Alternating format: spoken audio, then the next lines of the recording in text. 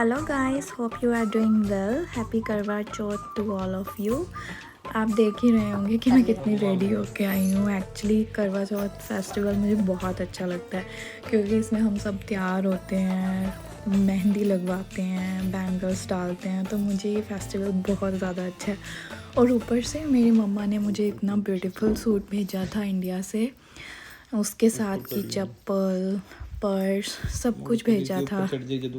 बस फिर सुबह उठी, मैं सरगी खाई मैंने, और फिर मैंने पहले एक सिंपल सा सूट डाला था क्योंकि हमारे यहाँ फ्रेश सूट डालते हैं सुबह उठ के। और फिर बस मैंने चेंज किया और ये वाला सूट डाला।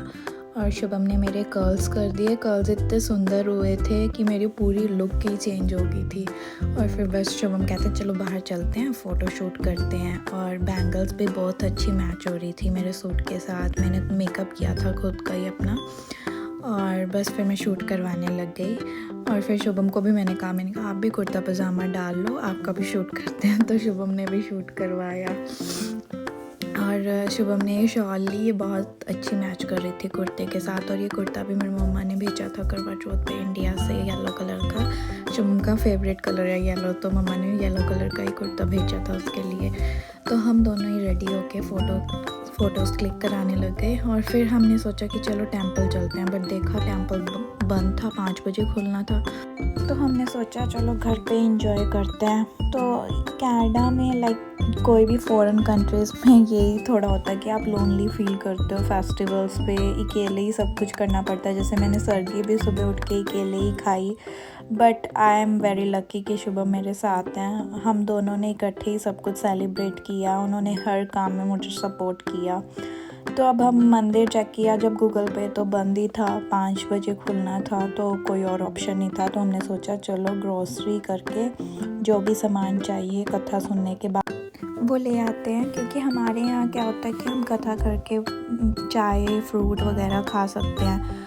तो मैंने शुभम को कहा चलो अब टेंपल तो बंद है, कोई और ऑप्शन नहीं है, ग्रोसरी करके घर ही कथा सुनते हैं। तो मैंने फ़ोन पर ही कथा ढूंढ कर प्ले कर ली। तो मैंने बस कथा सुनी। फिर जो जैसे मदर इन लॉ के लिए सामान निकालते हैं साइड में, वो करा। और हस्बैंड के लिए भी निकालते हैं, तो वो निकाल के रखा। और फिर बस सारा दिन हमने ऐसे ही स्पेंड किया। हम थोड़ी देर सो गए थे, फिर हम 8 बजे बाहर निकले और देखा कि चाँद निकला हुआ था। शुभम ने एकदम से देखा, कहते वो रहा चाँद। और हम इतने एक्साइटेड हुए चाँद को देख के, इतनी खुशी हुई क्योंकि लास्ट टाइम ना चाँद 11 बजे दिखा था। यहाँ पे बादल होते हैं तो दिखता ही नहीं है चाँद मोस्टली। तो फाइनली हमें चाँद दिख गया था 8 बजे। तो हमने फटाफट से पूजा करी। पूजा फिनिश करके मैंने कहा अब हम घर नहीं जाएंगे, आप सीधा मुझे कहीं रेस्टोरेंट में ले चलो क्योंकि मुझे बहुत तेज़ भूख लगी है।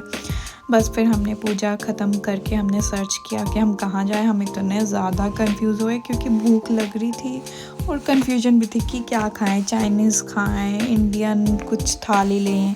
तो हमने पंचतारा रेस्टोरेंट डिसाइड किया कि हम चलते हैं चलो। और वहाँ जाके मुझे इतनी एक्साइटमेंट हो रही थी कि मैं सारा कुछ ऑर्डर करूँगी, नूडल्स, चाप, दही भल्ले, टिक्की, ये सब खाऊँगी। बट जब जैसे ही मैं अंदर गई और मैंने मेन्यू देखा, मैं इतनी कंफ्यूज हो गई कि मैं क्या खाऊँ।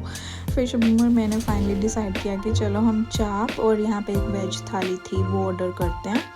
तो बस फिर हमने चाप मंगाई और चाप बहुत ज़्यादा यम्मी थी। और ये चाप खाकर ही मेरा पेट भर गया था। मुझे हो रहा था कि बस अब थाली जो हमने ऑर्डर किया वो कैंसिल कर दो, मेरा तो अब इतने से नहीं पेट भर गया।